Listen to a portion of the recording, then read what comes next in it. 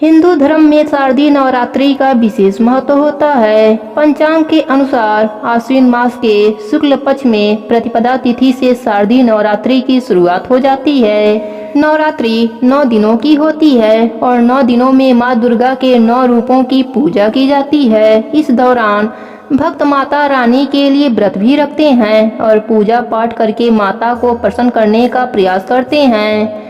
ऐसा माना जाता है कि जिस वाहन पर मां दुर्गा सवार होकर आती हैं, उससे आने वाले साल का हाल निर्धारित हो जाता है। ऐसे में यह जानना महत्वपूर्ण है कि इस साल मां दुर्गा की सवारी क्या है। इस साल मां दुर्गा हाथी पर सवार होकर आ रही हैं। नवरात्रि के पहले दिन मां दुर्गा हाथी पर सवार होकर आएंगी। वाहन के रूप में हाथी पर आना बेहद फलदायी माना जाता है। इस साल नवरात्रि की शुरुआत 15 अक्टूबर रविवार से हो रही है। जब भी नवरात्रि का पहला दिन रविवार या सोमवार को पड़ता है तो मां दुर्गा की सवारी हाथी होता है।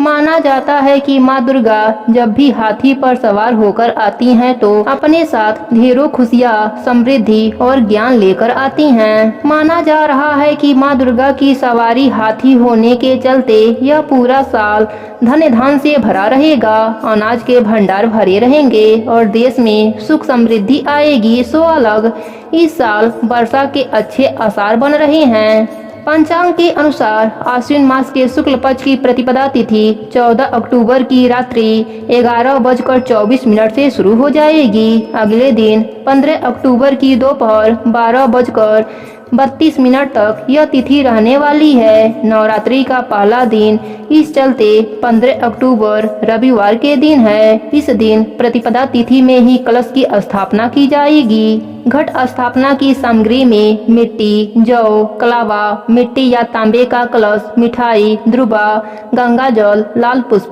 सिंदूर, इलायची, पान, अक्षत, आम या अशोक के पत्ते, लाल कपड़ा, नारियल और सुपारी आदि शामिल किए जाएंगे। धन्यवाद।